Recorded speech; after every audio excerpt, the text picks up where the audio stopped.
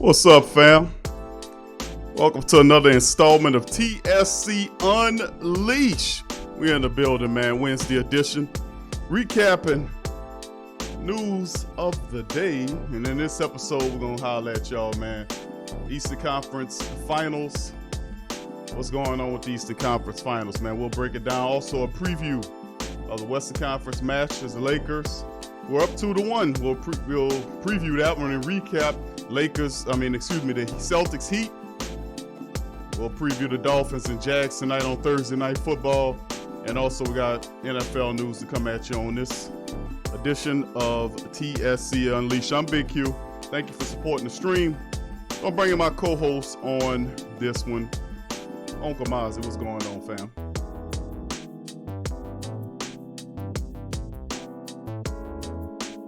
No TSC, we're going to bring in Uncle Mozzie. You there, Uncle Mozzie?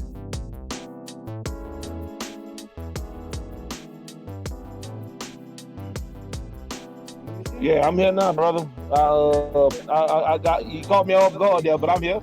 How you doing? All right, we all right, bro. Everything all right. All right, we chiming up on this edition. Like I said, we're gonna hit the family with a few news notes and items today on this edition. We're gonna start off with the Celtics and Heat matchup. Well, I said the Celtics need to get this one on Kamazi. They didn't get it, and 112-109. It was a hell of a game, by the way, man. But the Heat, man, they showing you that they have killer instinct as well. 24 points for Jimmy Butler, 39 minutes. He was 8 of 20 from the field, over 2 from downtown, 8 of 9 from the free throw line.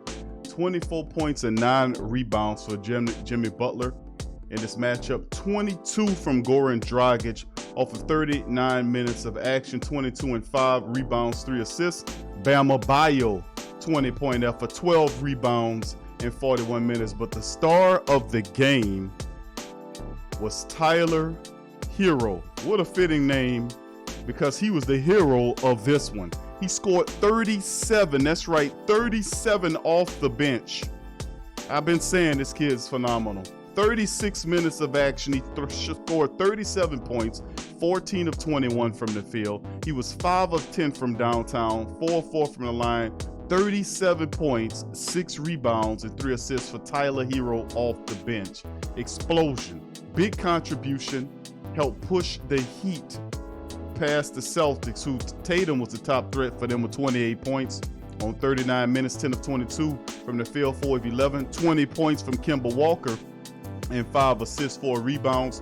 21 from Brown, 10 points from Marcus Smart, and off the bench, Gordon Hayward showed up with 14 points in 30 minutes. 112-109 Heat. They pushed past the Celtics. They're now up 3-1 in the Eastern Conference Final and have the Celtics on the verge of elimination. Uncle Mozzie, what's your thoughts?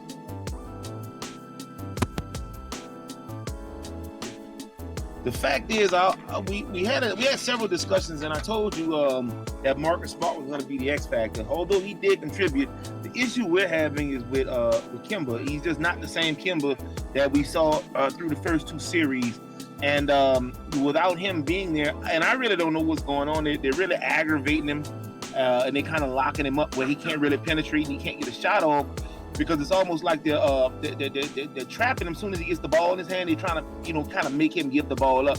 They're being super aggressive, and I really think that the size issue that Kemba has it was like 105 pounds. The size issues that he able to get off like he wants to get off.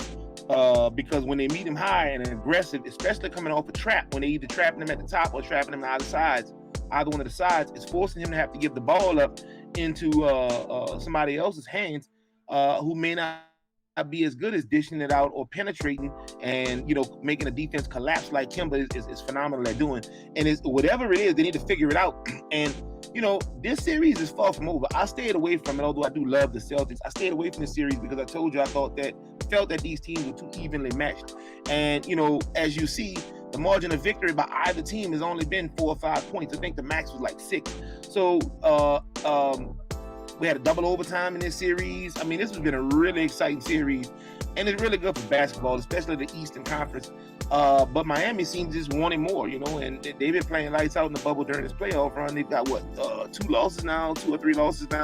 That's it. So I mean, yeah, hats off to them. I don't want to take anything from them, but I definitely think it's a small adjustment issue that Boston has to make either way. And we also touched last week when Gordon Hayward was coming back, how they were going to work him in and what he was going to take away from the chemistry that these guys had built throughout the first 2 rounds of the playoffs up until this point. He came back, they did win, so I mean they worked him in, pretty good, but they got to get Kemba walking. If Kemba Walker it doesn't get going, then they won't win. It'll be it's gonna be a very long series for them, and they'll be going home. It'll be a 1, 2, 3 vacation for them all over again this year if they don't get it going by next game. All right, let's move on to the next matchup. We got the Denver Nuggets and the Los Angeles Lakers. Seeking to another, got to echo there. All right, taking another commanding lead while the Denver Nuggets attempted to avoid another huge hole when the clubs meet in Game 4 of the Western Conference Finals on Thursday. It's the third-seeded Nuggets got a familiar territory, 2-1 series deficit when they held off the Lakers in a rally 114-106 triumph in game number 3. They lost game number 4 in each of the first 2 series against Utah and the Clippers, however, to fall behind 3-1 before making a pair of historic comebacks. The top-seeded Lakers, meanwhile, have seized control in the first 2 rounds against the Blazers and the Rockets with a Game 4 win that put them up 3-1 on each occasion. The Lakers won those games by an average of 15 points. The key to reversing today's defeat is LeBron believes it's taking better care of the ball and fouling less. And that's what they're thinking about.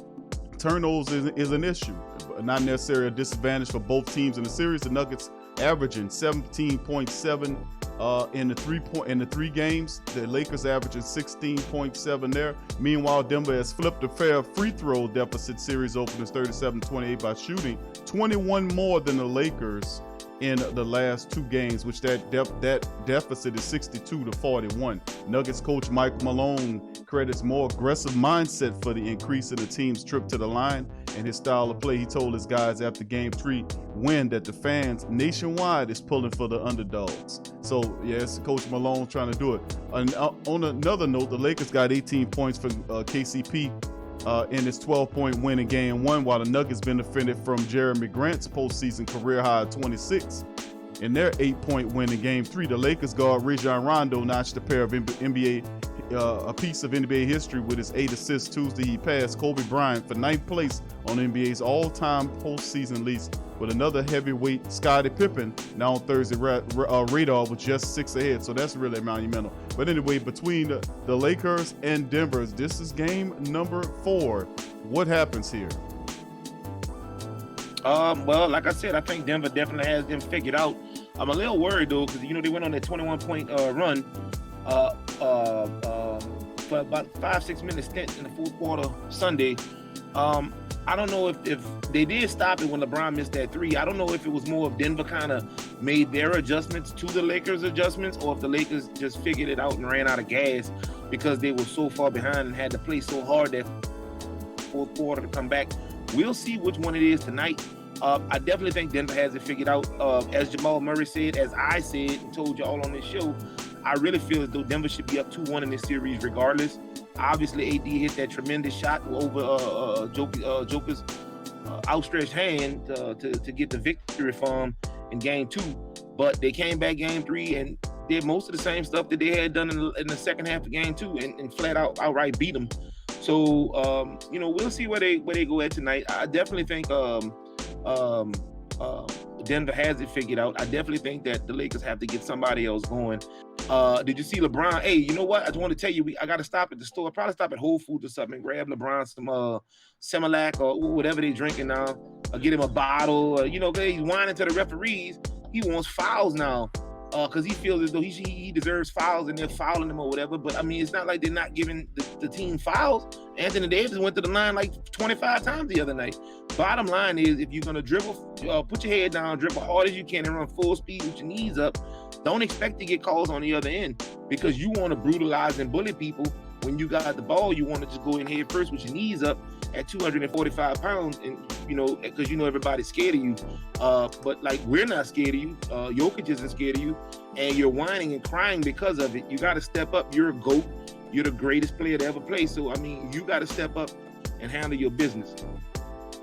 All right. Well, that says a lot. LeBron is customarily known to be a crier. He wants all the calls. There's no doubt about that. We'll see what happens in the matchup against the Lakers and Nuggets. Can the Lakers push ahead? We'll see, man. We'll see. All right. Moving on to the NFL news coming into this. Of course, Thursday night means Thursday night football. Miami Dolphins 0-2 taking on the Jacksonville Jaguars, who are 1-1 currently. Okay, now this is it's the beard versus the stash in the primetime. Fitzmagic on one side, Minshew Mania on the other side, quarterback, facial hair at the front center. That's what they're going to use. That's how sad it is, because you can't really talk too much about nothing else between these two teams. Fitzpatrick is the man. He'll be there, and although the play needs to be decided on the field, my thing is, if you're Miami, you need to go with Tua right now. I mean, what's the purpose of falling out? Because if they lose this matchup tonight to Jacksonville, they drop 0-3. And then they're going to want to throw the young guy in on the 0-3 ass team. It's just some stupid. That's so stupid. That's what I'm saying. That's why they're a joke. Miami needs to put Tua in this matchup. They need to bench Fitzpatrick, take his old ass out of there, and try to at least do something here. And they got their quarterback of the future. They need to start winning right now against the Jacksonville. Although I give the edge over to Jacksonville, I think they're a better team in this matchup. Miles, what you think? Yeah, Jacksonville is definitely the better team in this matchup. But I mean, I think we all know what they're trying to do. They're trying to trash for Trevor. So with New York Giants and the New York Jets both looking like they not going to win over 2 or 3 games, Jacksonville better slow it down if they're playing or indeed to trash for Trevor. Again, you said Tua, but I don't think Fitzpatrick had a bad first week. I definitely don't think week 2 was that bad. I think it was a winnable game for him. Tua will eventually get in, but I think they're gonna take it day by day, make sure he's healthy, he's fully recovered from the surgery, and he understands the difference in the speed of the game from college to NFL. They're gonna suck anyway, so I'm not gonna throw him in there if he's completely unhealthy. And a lot of the times they're seeing something that they don't quite like, or they don't feel he's quite ready. But obviously they're not in the trash for Trevor race. So it's not like they have a statistical advantage by keeping him on the bench. So it's one of two things. Either they see something that just doesn't sit right with him, or the coach has this gigantic, huge ego and he wants to win it with his system rather than a guy. That's the only two options I could potentially see going on here, man. Yeah, I think it's stupid. If Tua's healthy, they need to be playing them and they need to win. Miami already has its quarterback in Tua. I mean, if Jacksonville's looking for trashing for Trevor, that's another thing. But that doesn't impact what Miami do. They need to play Tua and build some camaraderie. It'll be sad if you don't at least play him, and then you go down 0-3, then you won't stick him in there. That's just stupid. All right, bottom line, let's keep it moving on to the NFL topics of Thursday in Week 3's action. Former Broncos linebacker Todd Davis is signing a 1-year deal with the Minnesota Vikings. And that, of course, he's dealing with the fact that Vikings have lost Anthony Barr. So Todd Davis is coming in. He signed a 1-year. The Vikings later confirmed the acquisition. Davis was surprisingly given his walking papers in Denver a few weeks ago, despite the fact he's coming off one of the best seasons. 7-year veteran collected 136 tackles in 14 games in 2019. That's tied for 9th in the NFL. Now he'll be asked to quickly contribute to the Vikings, which, of course, we told you they lost Barr for the season with that pectoral injury. All right, so just a little news on that. So good move by the Vikings there. They stink, but at least they're trying, man. Kansas City Chiefs on normal moves. Andy Reid said wideout Sammy Watkins is in concussion protocol and will not practice. Our former defensive end, Alex Jaguars, announced that DJ Chalk, that's right, our former LSU Tiger wide receiver DJ Chalk, has been downgraded to out ahead of Thursday night's game against the Dolphins. Chicago Bears defensive tackle John Jenkins, remember that guy, that big sorry ass defensive lineman? He used to play for the Saints. Played through a ligament tear in his thumb this past Sunday and will be out several games. One of your great value guys. He was terrible. One of your great value guys. All right. With Jenkins possibly going on injury reserve, the Bears signed defensive tackle Dan McCullers off the Steelers practice squad. Jets coach Adam Gase, how does he still have a job? Called wide receiver Jamison Crowder. He said called wide receivers Crowder hamstring doubtful for Sunday's matchup against the Indianapolis Colts. Gase said offensive tackle George Fant had a concussion issue and center Connor McGovern has a hamstring issue. won't practice Thursday. Dallas Cowboys, Cowgirl Talk. Mike McCarthy told reporters that rookie cornerback Trayvon Diggs' shoulder workout in individuals Thursday. He has shoulder issue. Rappaport reported Thursday the test showed Diggs' shoulder is to be structurally sound, and the hope is if he keeps trending in the direction, he can play Sunday against the Seahawks. And finally, the Denver Broncos running back Philip Lindsay, who's been dealing with a toe injury, will not practice Thursday per Vic Fangio, our former coach. Rookie wide receiver Jerry Jeudy dealing with ribs issues that's keeping him limited, and the Eagles promoted cornerback Trevor Williams to the active roster to help out. The Eagles stink, the Cowboys are lucky, and the Bears are fortunate. So with all that being said, Mazi, feel free to comment on any of those things as you want. Well, I mean, you got to look at it this way. You got a couple of different ways you can look at it. You can look at it in the light of the respect of the games themselves. Just gotta kind of, we just got. It's just hard to say. We gotta kind of put everything in perspective and just understand why and where a lot of these players are getting injured, and why a lot of these players, why a lot of these teams will suffer this season. This is a season like we've never had before. This is a season this is a time in the season unlike any other, and we've gotta, I guess, as fans, we've got to stop having the expectations that things are going to be the same and everybody's going to be in and teams are going to operate the same. We don't know why they operate and how they operate. We just don't know. We don't know what's going on in the backboards, the back rooms of these teams. I don't know if they find a diamond in the rough that they think they could try to rehash. And I mean, somebody always thinks that they could do better with the other guy, if that makes sense to you. So why that is, we just don't know. What we do know is that teams are going to make really harsh decisions, rash decisions, as well as players are going to make rash decisions as far as how they can play, if they can play, who needs to be playing, who needs to not play. And everybody's all in the tizzy because there's just this is uncharted water, uncharted territory at this point, and nobody really knows which way to go. There's not a rule book or an advisory panel or anything that teams and coaches and the league can go to. So we just gotta kind of strap in and play it by ear and see how everything pans out. But a lot of the things you're not gonna agree with are gonna be kind of weird this year because everybody is on a totally different thought pattern and thought process at this point. Not to say it'll stay like that for the rest of the year, but I think everybody's just kind of thinking really rash right now, and they're not putting a full complement of thought into their decision making. Yeah, that's true, and we'll see how it shakes on the back end because it's still very much early going into week 3. A lot of injuries, a lot of adjustments need to be made, and the core thing is to try to keep our core people as injury free. Right, it's still we're still in there. Another couple of weeks before we get out of it. Yeah, and they all want to get rid of it. This is why you can't. This is why for years, the people that play the game and that really know have been telling, that they're like, they don't want to play preseason because the players, from the player standpoint, they're not getting paid. But everybody who's ever really played the game, any doctor, physician will tell you that the body needs time to transition into that form of play, that kind of abuse.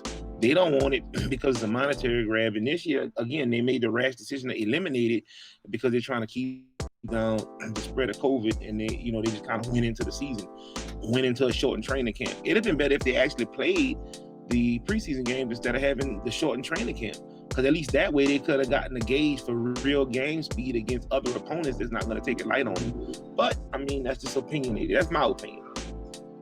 Well, my thinking. I'm not a fan of preseason either. 2 preseason games is fine with me. I think that's cool. I'm a college fan. I know there ain't no such thing as preseason in college. They do scrimmage, which is interesting. But, they also have cupcakes that they usually have early in the year too, that you can basically consider college preseason games. So it all depends on what school of thought you come from. You're absolutely right, Mazi. All right, that'll do it for TSC Unleashed, our Wednesday edition. Thursday edition. I'm all around the place. Thursday edition of TSC Unleashed, man. I'd like to thank Uncle Mazi for dropping jewels and knowledge. And I'd like to thank you, all the beautiful Black and Gold family members chiming in the live stream on TSC Unleashed Thursday edition. GM Care, Brother Jerry, Kelvin 14, Brian, good to see your family. Sad Scott and the rest of the family members out there, JT, Blaine as well, big ups to you. Thank y'all for chiming in this edition of TSC Unleashed. And we will return a little later on for the Sports Coma when we cover the latest interviews from the Saints, the latest news, and we'll break it down later on today. So from me and Mozzie, thank y'all for joining us today. Y'all be safe and peace.